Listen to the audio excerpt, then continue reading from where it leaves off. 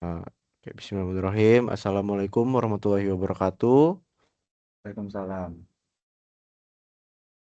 Perkenalkan, kami dari kelompok 5 akan mempresentasikan materi mengenai pembahasan kami yaitu adalah Fuzzy Inference System metode Sugeno.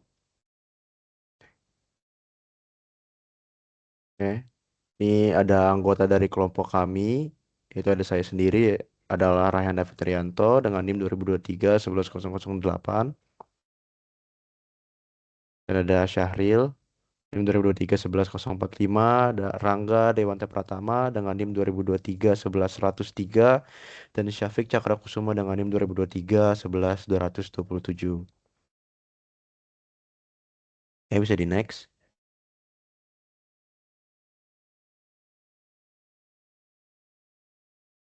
Oke, kita masuk ke pengertian Fuzzy Inference System atau FIS. Sistem inferensi fuzzy merupakan kerangka komputasi yang didasarkan pada teori himpunan fuzzy. Nah, aturan fuzzy berbentuk if-then dan penalaran fuzzy. Nah, dalam penalaran inferensi fuzzy terdapat tiga metode, yaitu pertama metode Mamdani, kedua metode Tsukamoto, dan tiga metode Sugeno. Nah, inferensi fuzzy digunakan sebagai alat untuk mewakili pengetahuan yang berbeda tentang suatu masalah, serta untuk memodelkan interaksi dan hubungan yang ada antara variabel tersebut. Nah, inferensi fuzzy sudah banyak diterapkan dalam banyak bidang. Contohnya pada bidang kesehatan, ilmu ekonomi, psikolog, dan teknologi. Bisa di next. Nah, selanjutnya ada pengertian dari Fish Sugeno. Fuzzy metode Sugeno merupakan metode inferensi fuzzy untuk aturan yang direpresentasikan dalam bentuk if-then, di mana output atau konsekuen sistem tidak berupa himpunan fuzzy, melainkan berupa konstanta atau linear. Metode ini diperkenalkan oleh Takagi Sugeno Kang pada tahun 1985. Nah, model Sugeno menggunakan fungsi keanggotaan singleton, yaitu fungsi keanggotaan yang memiliki derajat keanggotaan satu pada suatu nilai Krips tunggal dan nol pada nilai Krips yang lain. Ini ada dua model fuzzy Sugeno, yaitu yang pertama ada model fuzzy Sugeno order nol dan yang kedua adalah model fuzzy Sugeno order satu. Bisa di next. Nah, ini untuk contoh pengaplikasiannya akan dijelaskan oleh rekan saya. Waktu dan tempat dipersilahkan.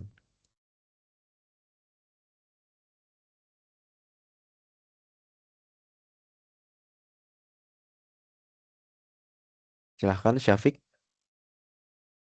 Selanjutnya ada pemodelan karakteristik kimia air melalui himpunan fuzzy TdS.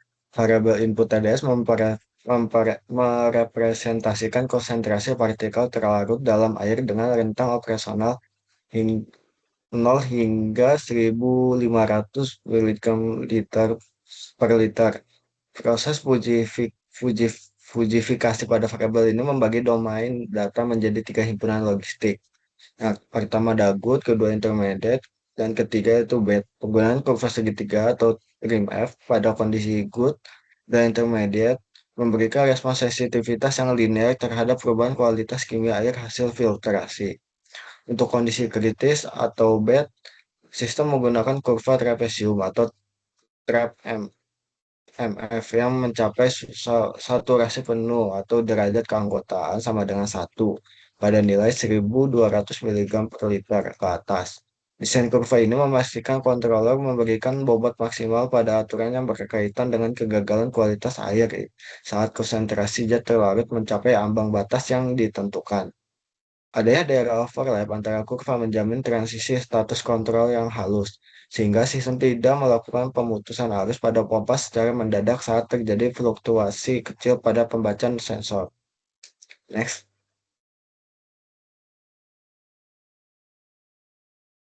Selanjutnya ada strategi pelindungan membran melalui parameter tekanan filtrasi. Variabel pressure merupakan parameter mekanis utama yang mengukur beban kerja membran filtrasi dalam rentang 0 hingga 80 psi. Sistem ini dirancang secara spesifik dengan dua himpunan fuzzy, yaitu low dan high. Untuk menyederhanakan pengambilan keputusan terkait keamanan perangkat keras, fokus utama pada variabel ini adalah mendeteksi tekanan variabel yang vari- tekanan vari- tekanan berlebihan yang secara teknis mengidentifikasikan adanya penyebatan atau clogging pada pori-pori membran.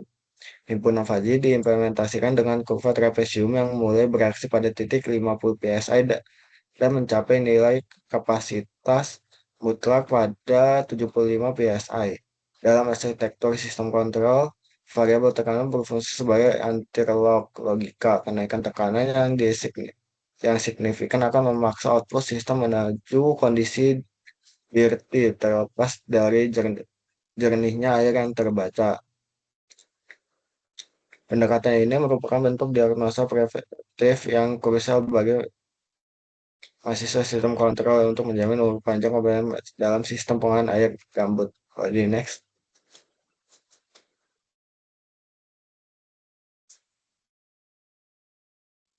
Baik, di sini saya akan menjelaskan untuk next slide selanjutnya itu mengenai mekanisme konsekuen singleton pada output Visugeno. Variabel filter condition merupakan single output dari sistem yang mempresentasikan status kesehatan filter dalam skala 0 hingga 1. Sebagai sistem berbasis Sugeno, sebagai konsekuen atau output didefinisikan sebagai fungsi konstanta atau singleton yang terlihat sebagai garis tegak lurus pada grafik. Terdapat 3 level keputusan tegas: clean 0, intermediate dirty 0,5, dan dirty adalah 1. Implementasi singleton ini memberikan keuntungan signifikan dalam hal efisien komputasi bagi mikrokontroler. Berbeda dengan metode Mamdani yang memerlukan integrasi area kompleks, Sugeno hanya memerlukan perhitungan rata-rata terbobot.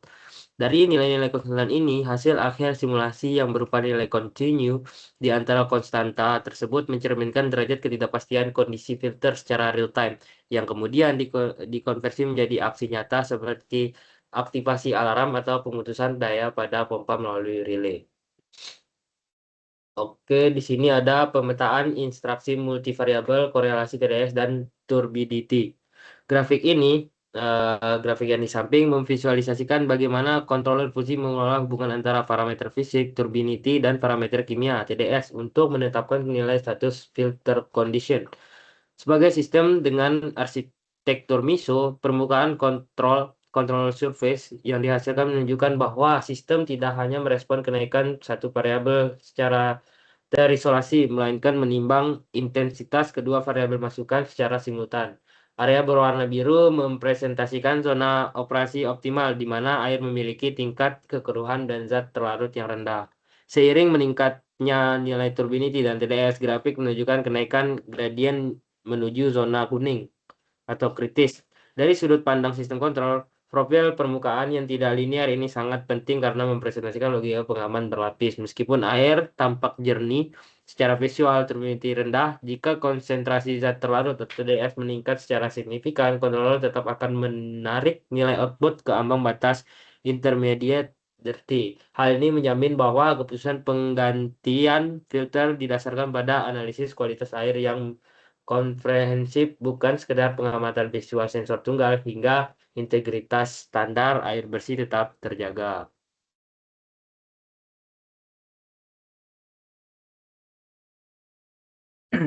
Baik, kan saya lanjutkan. Jadi pada sebelah kanan ini merupakan rule viewer, di mana ini merupakan instrumen simulasi interaktif yang memvisualisasikan seluruh proses inferensi fusi secara real time. Pada Windows ini, kita dapat melihat secara transparan bagaimana 18 aturan logika bekerja secara simultan untuk memproses data sensor menjadi satu nilai keputusan kondisi filter yang deterministik. 3 kolom pertama itu mempresentasikan variabel masukan, itu ada turbidity, TDS, dan pressure. Sedangkan kolom terakhir menunjukkan agregasi keluaran atau filter conditionnya. Nah, pada window tersebut terdapat garis vertikal merah, di mana pada masing-masing kolom input itu menunjukkan nilai masukan aktual dari sensor yang sedang disimulasikan. Pada skenario ini, Nilai input diatur pada turbidity 20 NTU, lalu TDS di 750 mg per liter, dan pressure di 40 PSI. Area berwarna kuning pada setiap baris aturan mempresentasikan derajat aktivasi dari masing-masing aturan tersebut. Sistem ini melakukan evaluasi terhadap seluruh aturan yang relevan dan menggabungkannya melalui metode weight average atau rata-rata terbobot. Hasil akhir yang didapatkan pada simulasi ini adalah nilai 0, yang secara sistematis mengklasifikasikan kondisi filter ke dalam status clean. Visualisasi ini memberikan bukti validitas bahwa controller Fuji Sugeno yang dirancang mampu melakukan diagnosa kondisi filter secara presisi. Mekanisme ini memastikan bahwa setiap perubahan kecil pada parameter fisika dan kimia air akan dihitung secara matematis untuk menghasilkan respon kontrol yang akurat dan reliable sebelum diimplementasikan pada perangkat keras. Baik, berikut ada juga gambar pendukung yang kita gunakan dalam menyusun presentasi ini. Next. Oke, ini adalah referensi yang kami gunakan. Next. Oke, akan saya kembalikan ke moderator. Silakan. Baik, cukup sekian presentasi yang dapat kelompok kami paparkan. Kurang lebihnya mohon maaf. Wassalamualaikum warahmatullahi wabarakatuh.